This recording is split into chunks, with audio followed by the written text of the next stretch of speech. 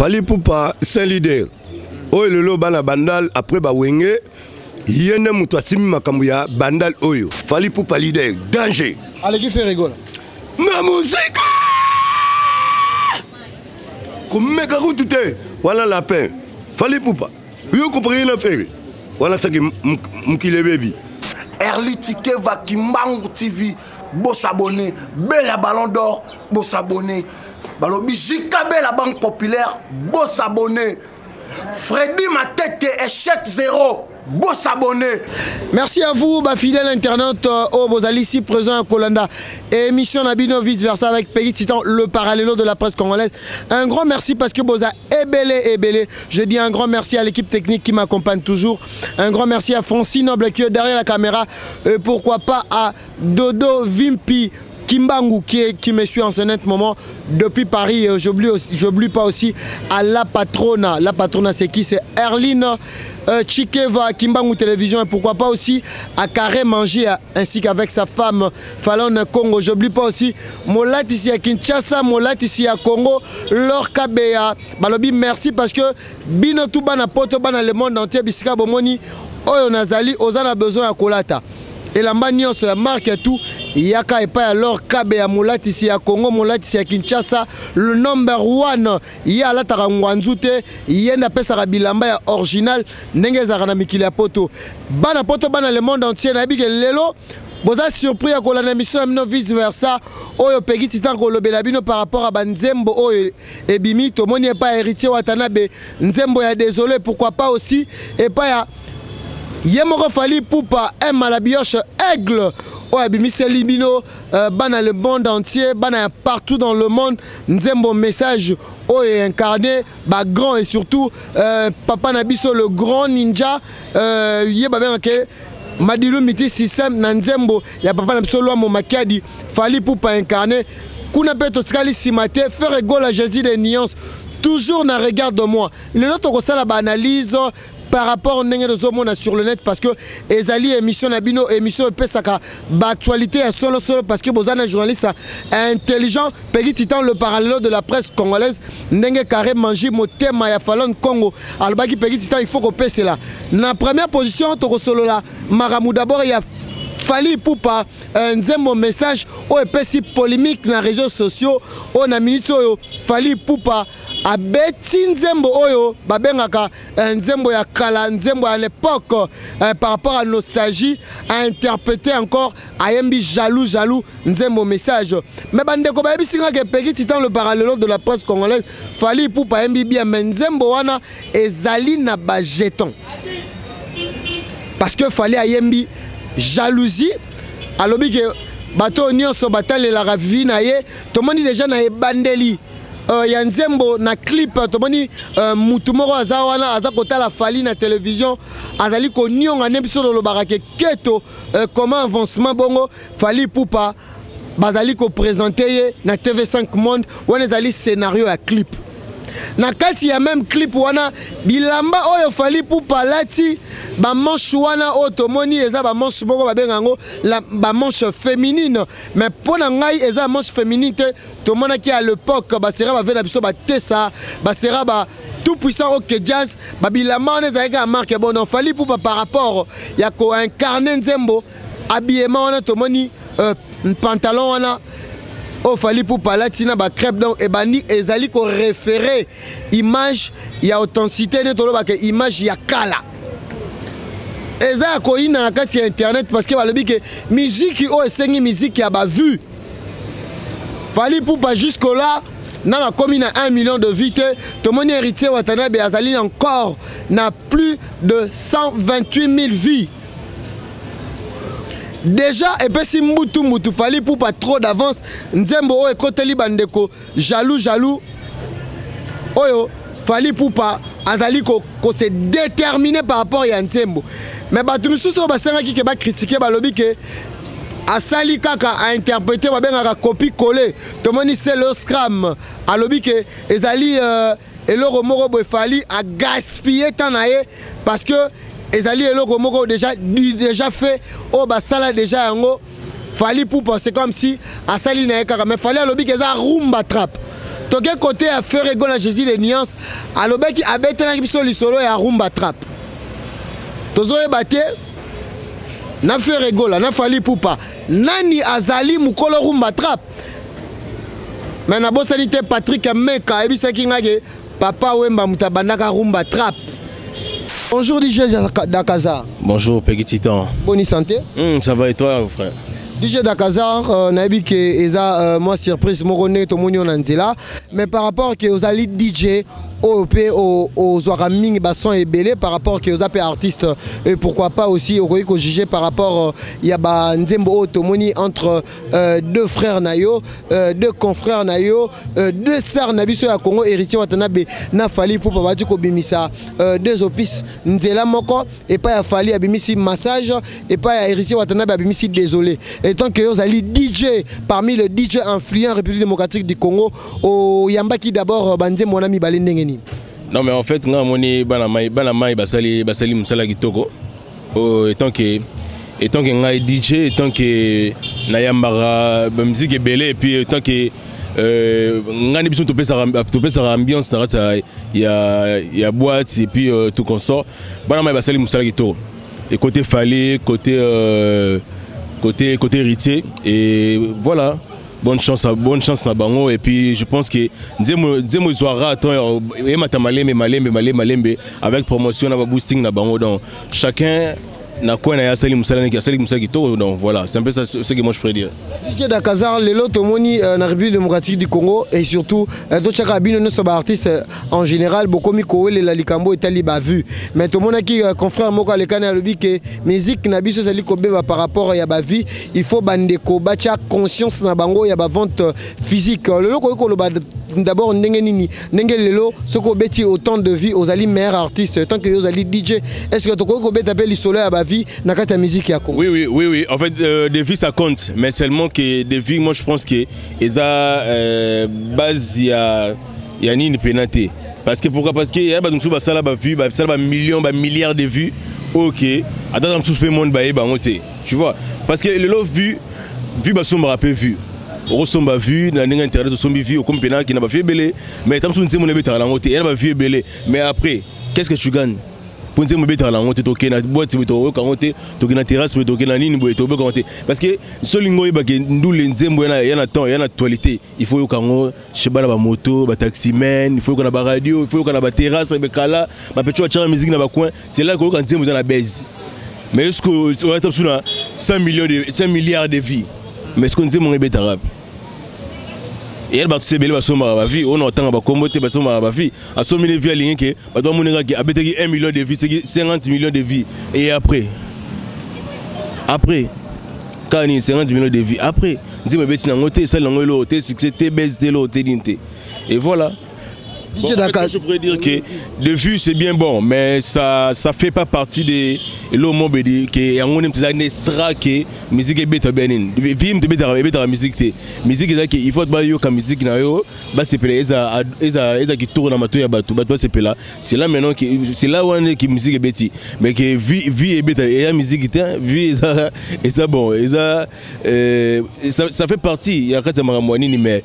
moi je pense que ça pena ninte OK tu vas aussi là débat qui au vu et nous souki à ça succès à dégâts que monde a tiré comme nzembo na e mesdames sous ana ba vie muke c'est pas dire que na ba vie muke ana succès c'est là aussi faut voir. DJ Dakazar merci beaucoup avant dernière question na biso est-ce que vous avez temps à kolanda clip ya fali pour nzembo massage uti ko bima d'ici là? Oui en fait nga pena na mto na toujours actualité parce que na linga toujours dans l'exclusivité na une temps yoka ba clip na ko yoka banzembo et puis tala ba clip tout et quant à moi bana va bossa boulot na bango bien chacun zo boulot na coin na donc voilà c'est un peu ça c'est mon que poto to booster culture et art il y a musique à Congo donc voilà. Nengo talaki clip ça va nekobele ba critiquer na bi que vous allez rappeler muto tala rappeler un peu mode par rapport accoutrement au l'artiste Fally Ipupa alati et balobi ki bilamba wana kumbalo ya kula tango yemoko moza muto mode zape star est-ce que yo pe côté na yo nengo monaki bilamba na Fally Ipupa lataki na ba manche wana bilamba na batumsu ba critiquer ngo zali bilamba ya bana basi DJ Dakazar peut dire quoi par rapport à accoutrement Fally Ipupa lati na clip? Non mais accoutrement eza moni étant qui artiste eza na ba page ya belé artiste eza na ba bilamba ya scène ezali bilamba ya nini ezali bilamba eza na ba sens belé donc arola te lamba mona nenga sa ya scène mais bino bokino na ndemo lo roneti bokino na lamba mo bino bolo tango lo chaque jour non ya na ba bilamba mususu mona ke ba Kenny West ba nya rola te lo mo bwe otali pena bobi oh mais boro mais eza pour na scène eza pour na nini te donc c'est un peu ça donc mona mai ana à Monique et la mawane dans beat na kata clip na et lui a rapporté au Monique dans la beat na kata boni na c'est ne pas dire que ça rapporté une que comme qui ba congolais tout balata mais bien sûr qu'il fallait aza muto mas la ndara style ni olata donc ça veut dire faut ba baraké style ya olata ya nini ya comme prestation belo mo bien clip ils a même ninte ou ba rolata ki balati bu ndenga ba parler bo fandi bo lati bo nini voilà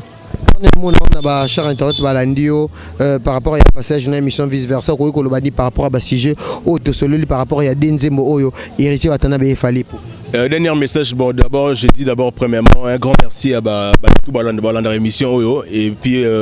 s'abonner vraiment massivement na la page Oyo et puis on peut ça félicitations à ba confrère na ba frère na ngai Fally Ipupa na héritier wata ba salim ça na ba kitoko et puis dernier message je pourrais dire na studio aussi ça et le clip qui arrive très bientôt, ça va sortir en même temps côté visuel, côté audio et puis côté vidéo. Donc le titre c'est Choukoulé et ça arrive très bientôt. Le numéro de contact c'est le plus 243 81 0 27 27 56 plus 243 81 0 27 27 56. Et puis un grand merci à vous d'abord Peggy Titan et puis un grand merci à tout le staff technique au Bassouten Arabiso et puis vraiment ça fait plaisir que au monde que ba mission boye to kutana ranango et zo booster ba artiste et zo booster pe clôturer art na biso donc un grand merci dans ça fait. Merci DJ.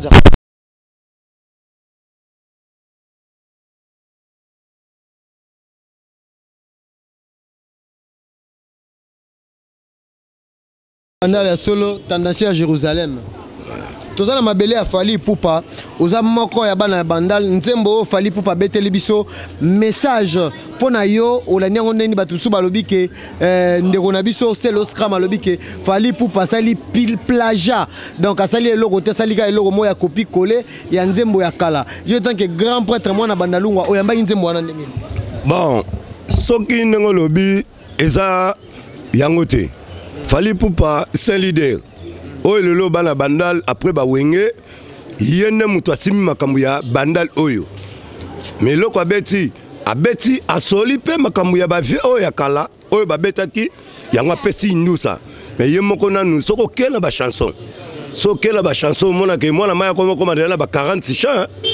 ba 40 chants mutu mso mona ma 40 chants zate mon ami Fally Ipupa donc wala nyoso kolanda te batolo soko ba lo ba na bongo basa le côté to la bandal awa toyoka bango ata na kwen moko te toyoka bango ata na kwen moko te lokola Fally Ipupa DiCaprio mais c'est les fusées pour on appelle ça comme mais c'est les fusées donc hier ça pumbwe trop wana beta ki po batu ba comprendre que a soli pe makamba ba vie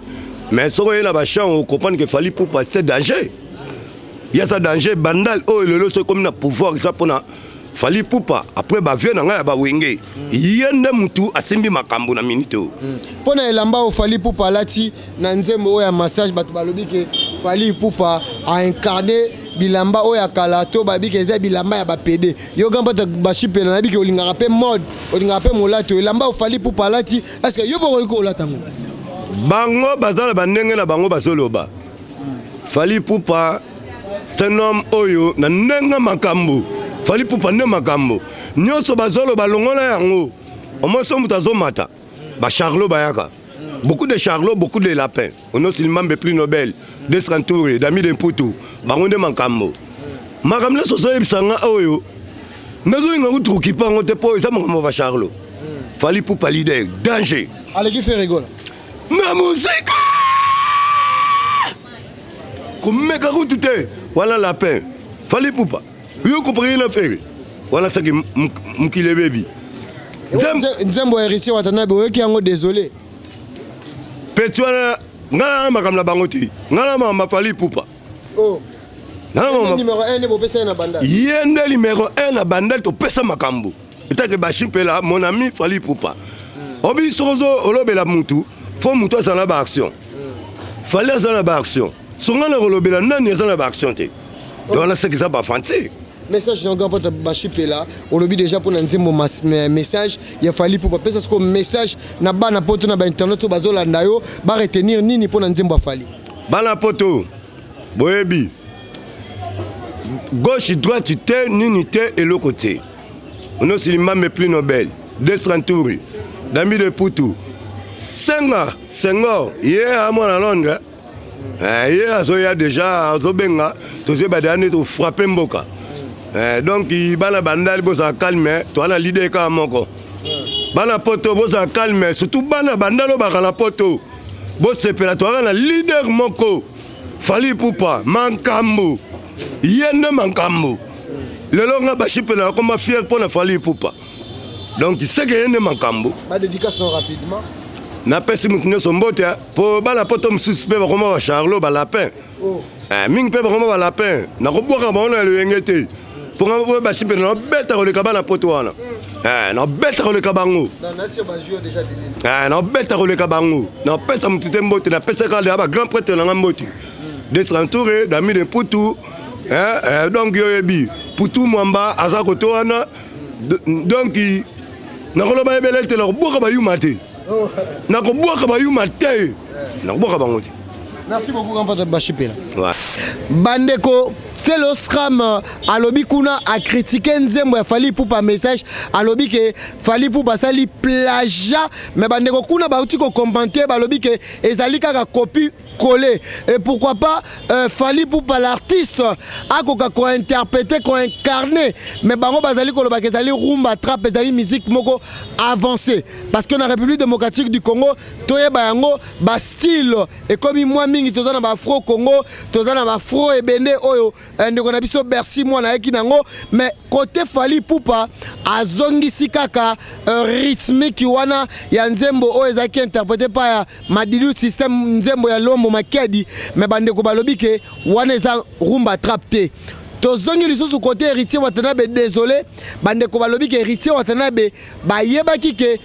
Nzembo oyo ebimi maxi single babaki ke il fallait mi ange mi démon mais bandeko kuna badadi mola balobi ke ezali chanson promotionnelle o héritier Watanabe apesi asengi plutôt merci na ba maman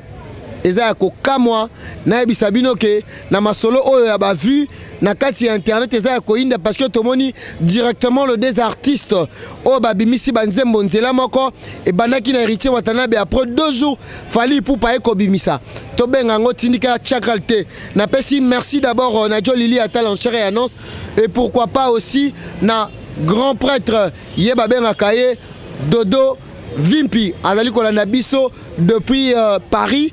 yeba benga ke Kimbangu télévision parce que biso na Kimbangu to salaka émission vice versa pona ko kende tozo continuer toujours to mona ki Papa Mukelenge o avutaki ko critiquer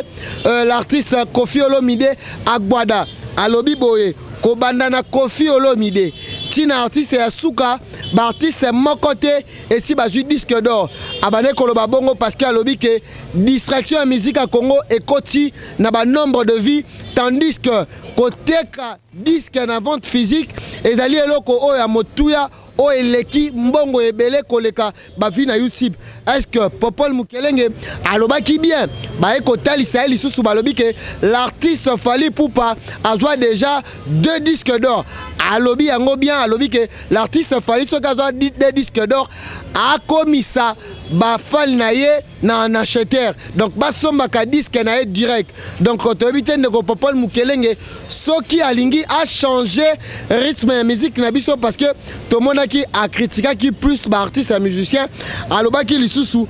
ndenge bazawana ba artiste lelo ba continue na distraction ya YouTube parce que ezalaki kala to ebaki ba producteur o banaki reproduire ba disque surtout na ba production et surtout na ba maison de disques jusque là total qui interview moko o total qui koleka l'artiste Fally Ipupa abutaki ko remercier o azalaki producteur na ye ya kala ezali David Monso comme na héritier Fally Ipupa tanga zoka premier disque d'or na ye to monaki abana ko tamolande ko David Monso mais jusque là to bi que production o ezali artiste et musicien vraiment ezali un peu na baisse parce que surtout koti na kati ya internet tozomona bandeko bazali koteka na ba plateforme nyonso na ba user tozomona bazoteka partout pe en plus téléchargement bandeko ba yebisi biso que musique ya Congo ezali musique ya vite musicien congolais il faut beta musique oyo kokota na kati ya bibliothèque ya musique à Congo ndenge tomoni musique oyo Fally Ipupa le king asela oti ko interpréter ya Lomo Makedi oza qui interpréter et pas Madilu système tomoni musique wana tikala la bibliothèque à musique à Congo topesi bravo na l'artiste mais jusque là tomoni Ferrego là Jésus de nuances 2 millions de vies pendant un mois tolo bayango ke lelo Ferrego là totia epe na kasi ya masolo yango ya ba vie parce que esengi kaka tobeta ya bongo tobeta yango bongo batu bayebi ndenge nini internet ali ko fonctionner na minutes oyo parce que nazalaki na molatisi ya Congo leur kabea o ayebisaki nga Peggy Titan le parallelo soko tali YouTube te soko zali imite bazali ko kababa 1 giga na ba 2000 francs pourquoi pas que bande ko na biso be bakota batala actualité les oleka na minutes oyo zali ya koinda parce que nzembo désolé héritier Watanabe et ya mama ki bien et pas ya ba fan ya héritier Watanabe ainsi que na ba mourir à bonne musique mais bandeko kuna balobi que jusque là Fally Ipupa nanu à convaincre bangote na opus oyo auti ko beta massage ezali nango message ya kitoko ayembi makpona makambo ya ba jaloux makambo elekanaka mais ezali na ba jeton na minutes oyo tozo yeba te artiste oyo akokokisa 1 million de vies pendant 24 heures tobi que Fally Ipupa mesana kinango mais na mbala oyo Fally Ipupa azali un peu na sima l'actualité zali ko continuer Weranson a outil ko annoncer Zénith de Paris pour l'année prochaine na juin tomoni na Sankara mbanga danger Weranson a lobi que le retour du roi na kati ya Paris tomona ki ba Gof Kizola bazala ki wana tomona ki ba grand pote Karine Kumamba hier azalaki wana ba Junior Chaumba ainsi que président Reagan Ouassiswa oazali représentant na biso internet na kati ya Paris azalaki wana kotuna Weranson ba question a ici Weranson pourquoi le retour du roi parce que tu as dit que l'année prochaine mois de février malgré que Koffi Olomide a dit que bungisa mama ami mais tu as dit que concert ezali le 14 février na kati ya Arena Hotel au Koffi Olomide a ko beta kuna le 24 le 13 février bon excusez-moi Koffi Olomide a cause la produit na kati ya Arena to éviter ceux qui concernent le parce que jusque là la Belgique, France, tu as évité toujours on a couvre-feu jusqu'à 21h mais tu as évité ceux qui l'année prochaine makamouya Covid oyo kangaki et surtout bandeko basala kababeta rakayou basala un peu na difficulté tous on a les sous côté héritier Watanabe na désolé dadi mola mbanga ya danger anti koloba par rapport bato bazali ko critiquer héritier Watanabe bana cause la mi-ange mi-démon au jusque là mi-ange mi-démon toyoka qui annonce nango mais tomoni héritier Watanabe à transmettre yango na Maxi Single nzembo désolé o asengi pardon na ba maman bat balobi que héritier Watanabe azana habitué ya mutakalisation asala makambo yanko et après akosenga pardon n'habitez bateau ne se bozali kolanda biso ceux qui bozali vraiment ko saisir actualité na biso so bozali ko saisir analyse bozali ko sala bino entre nzembo oyo héritier Watanabe désolé na nzembo oyo artiste Fally Ipupa ezali nzembo message na minute oyo biso bozali ko circuler na Kinshasa mobimba Fally Ipupa azali encore le lozali 3e jour a combiné na 1 million de vités tozoyeba te ceux qui to kende wapi L'actualité est qui bouclée en Goana, mais je pense que Tobani Kokende vers la fin de l'émission Nabiso, Bandeko Bolanda Kibiso, tous en a besoin de surjection Nabino. Beaucoup de surjection Nabino entre Nzembo héritier Watanabe, Nzembo Fali Poupa, ni un message, ni une innovation, il y a musique congolaise. Comme il y a souka bateau bolanda kibiso partout dans le monde. Boye qui condensé na biso pe boye qui développement, il y a émission na biso ndenge to expliquer bino par rapport à musique na biso au Popol Mukele ngalobi que musique et continue ba distraction ba vie mais pour nga na koloba que internet ezali comme na biso na vitesse moko ya haut débit. Comme il y a souka, il y a analyse na biso bandeko bolanda kibiso o bomona kibisika o nazali na commune ya Bandalungwa. Et pas il y a Molatisi à Congo, Molatisi à Kinshasa, leur Kabe à l'international, à Wangwanzu ezate, à Wangwanzu, Toboya Yango, Tolatara toujours, il y a Mikili à Poto original, Ndenge Loba Papa wa Roma. Tokutali Mikozali Koya, na pesi merci mingi, na Kareka Manji, o Azalipe, Moko na biso, na Kati Awa, Ndenge Tofani Awa, et pourquoi pas, na Mwasi Naye, Falon na Congo, o Azali Kolanda biso depuis Palais. Na pesi un grand merci, na Dodo Vimpi, o Azali Kolanda biso l'international, et pourquoi pas aussi na John Lili Atal en chair et en os, Jinon Chaumba, Chimène Ilonga, Nabosani Binote, Boza Ebele, Nissia Fala, moi si ya Pembe, grand prêtre, mère, Karine Kimamba, moi si ala Taragaliano depuis Paris, Nabosanite Bandekotu, Miyake Kamba, Nabosanite, Mikolozali Koya Boromona, émission, Otokosala na artiste ya Fali Poupa, Ye Junior Mutokwa, Tokozalane Awa, na kati ya plateau na biso, vice versa. Tokutali Mikolozali Koya, merci beaucoup na Didier Moumengi, papa na event, Oazaki comme en assistance, Bana ya Banalunga Bolandi biso partout. Soki bolingi bo mesana na ngai, bo benga kala na ba palais na bino, Lor Kabe ya Molatisi ya Congo, le numéro 1, il y a vêtements na kati ya République démocratique du Congo. Bye, à la prochaine.